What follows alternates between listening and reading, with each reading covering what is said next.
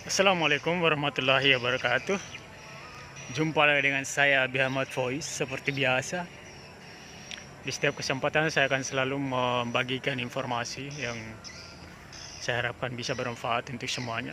Ya, baik saudara-saudara, kesempatan yang berbahagia ini di senja hari yang indah, pemandangan yang begitu menawan ya di atas muka bumi yang kita pijaki ini, dunia yang sementara kita tinggali ya. Di sini kita tinggal ya, di dunia ini kita tinggal, di dunia ini juga kita meninggal. Apa yang ingin saya sampaikan hari ini adalah ada satu hal ya yang begitu amat penting untuk kita pikirkan dalam hidup ini, yaitu rentang waktu mulai dari kelahiran kita sampai kematian kita.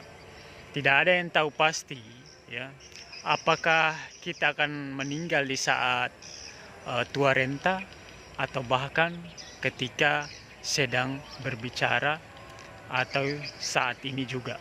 Tidak ada yang tahu pasti apakah kita akan meninggal di saat kondisi sakit-sakitan atau kondisi yang dalam keadaan prima, tapi mungkin kita terkena musibah atau bencana dan sebagainya. Tidak ada yang tahu pasti, dan kita harus memahami satu hal,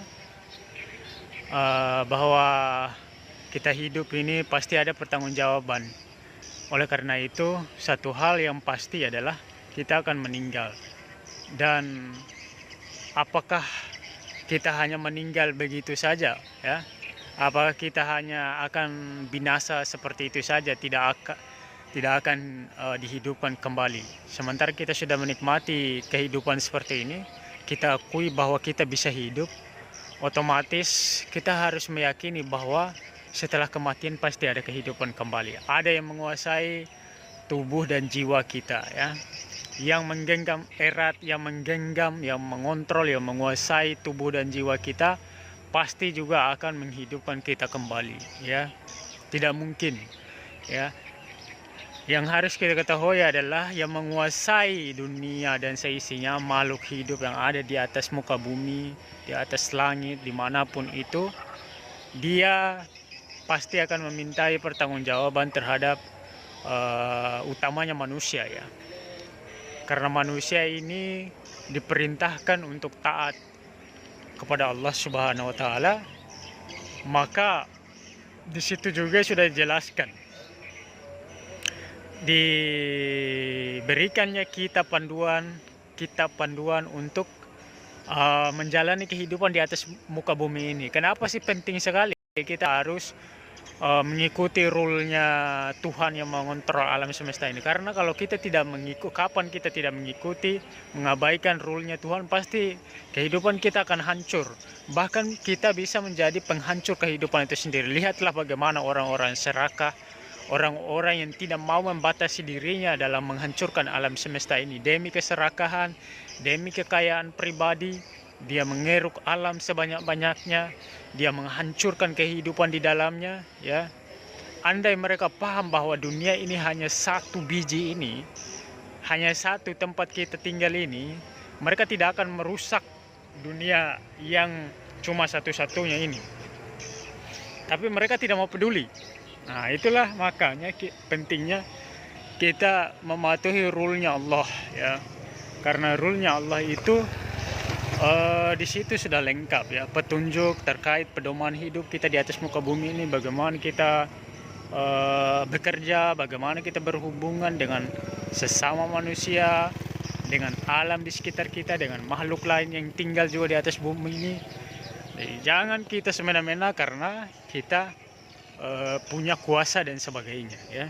Kita harus memikirkan semuanya sebelum kita mengeksplor bumi ini. Kita harus memikirkan semuanya, apakah dampak yang ditimbulkannya tidak akan merusak ya, tidak akan merusak dan menghancurkan bumi kita sendiri. Contohnya saja, mereka yang menciptakan senjata nuklir berlomba-lomba, begitu egoisnya mereka ya, sampai mau menghancurkan satu-satunya dunia ini ya, dunia tempat, apakah mereka tidak mau memberi kesempatan kepada generasi-generasi yang akan datang? Apakah mereka yang menguasai dunia ini? Tidak kan? Jadi semua manusia yang lahir di kemudian hari itu punya hak untuk tinggal di atas bumi ini. Maka jangan kita rusak, jangan kita terlalu over, jangan kita terlalu berlebih-lebihan. Allah tidak suka dengan tindakan berlebih-lebihan. Bagaimana mereka berlomba-lomba menciptakan senjata yang begitu menghancurkan dan memusnahkan kehidupan di muka bumi ini. Kalau senjata-senjata dilepaskan, bukan saja yang terkena dampak langsungnya, yang tidak terkena pun akan hancur kehidupannya. Karena atmosfer tidak lagi seperti dulu ya, kehidupan tidak lagi seperti dulu. Semuanya serba radiasi, semuanya serba, pokoknya hancur lah. Ya, kehidupan kita tidak bisa lagi menghirup udara yang bagus, yang jernih, yang menyehatkan. Saat ini saja ya, saat saya berbicara ini saja, udara yang kita hirup itu sudah tercemar di mana-mana ya. Terkecuali mungkin kalau teman-teman yang tinggal di gunung atau di pedesaan mungkin masih bisa menghirup udara yang bagus. Tapi bagi mereka yang tinggal di perkotaan ya, mau itu di perumahan elit sekalipun, kalau udaranya sudah tercemar ya pasti akan masuk juga ya. Ya, kita harus mengelola bumi ini, bertanggung jawablah dalam hidup. Setidak-tidaknya kita jangan membuang sampah di sungai ya, tidak membuang sampah di sembarang tempat. Pemerintah juga harus memperhatikan semua hasil ya, limbah buangan akhir ini harus diperhatikan juga oleh pemerintah. Harus dia perhatikan betul-betul bagaimana mengelola limbah ini ya, supaya tidak over menjadi sampah yang merusak lingkungan ya. Begitu banyak kita lihat gunungan sampah di berbagai kota. Di Makassar ini ada gunungan sampah di Antang yang kalau di sekitarnya itu baunya luar biasa minta ampun, apalagi kalau hujan ya. Orang-orang yang tinggal di sekitarnya ya pasti akan menghirup hidup di lingkungan udara yang begitu baunya menyengat ya. Jadi guys, harap dipahami bahwa kita hidup di dunia ini, kita pikirkan juga untuk generasi kita yang akan datang.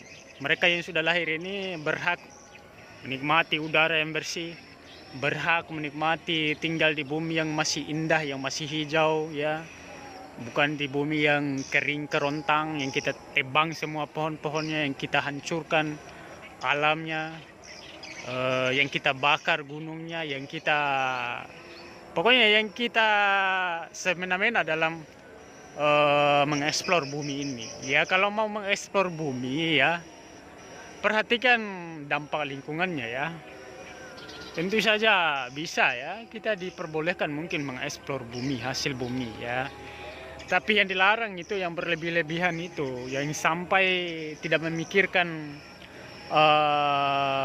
dampaknya ya. Kalau misalnya kan setiap apa yang kita keruk dari bumi ini otomatis pasti akan menghancurkan lingkungan di sekitarnya. Ya, kita harus pikirkan bagaimana caranya agar lingkungan itu tetap bisa seperti normal ya, normal kembali setelah kita mengeruk kekayaan di situ ya. Jangan setelah kita mengeksplor hasil bumi, kita biarkan, kita tinggalkan begitu ya. Kita harus menanam ulang pohon-pohonnya yang kita tebang mungkin ya. Ya, mungkin itu bisa sedikit mengurangi ya dampak dari lingkungan yang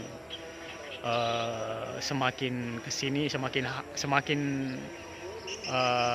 kita apa ya, dihadapkan dengan berbagai banjir, bencana alam ya. Ya itu semua karena ulah-ulah kita sendiri juga ya.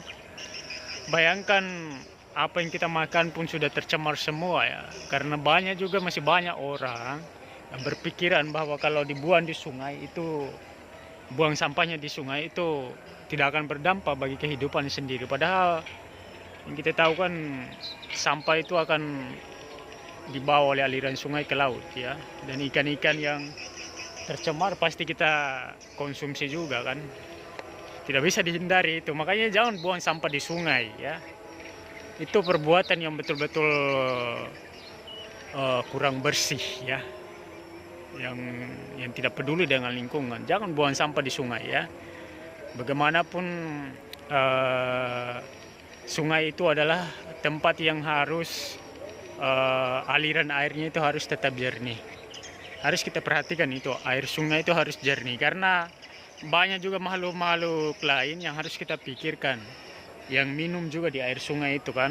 Nah, jadi bukan cuma kita yang tinggal di bumi ini, kita harus pikirkan sampai ke hal-hal yang kita anggap sederhana seperti itu ya. Jangan remehkan kehidupan makhluk lain di sekitar kita ini. Kita ini kehidupannya mutualisme, simbiosis mutualisme kan, saling ketergantungan. Alam-alam ini, bahkan nyamuk sekalipun itu mungkin ada manfaatnya, kecoa pun ada manfaatnya, ulat dan sebagainya ya. Yang proses pembusukan itu mereka yang mengurai itu semua ya. Bahkan di dalam tubuh kita ini, usus-usus kita dalam sini semuanya ada makhluk ya. Ada makhluk yang kasat mata, yang tidak kasat mata, itu yang mengurai. Bahkan hasil sampah kita itu mereka yang mengurai. Tapi ada beberapa sampah juga yang tidak bisa diurai oleh mereka, yang lama sekali proses untuk mengurainya. Maka kita harus perhatikan ya. Kita harus pikirkan burung-burung, kita harus pikirkan semuanya, semua kehidupan di atas muka bumi ini. Kita harus pikirkan. Jangan kita melawan ya hukum alam. Nanti alam akan memukulmu balik dengan keras. Oke, itu saja, semoga bisa dipahami ya. Wassalamualaikum warahmatullahi wabarakatuh.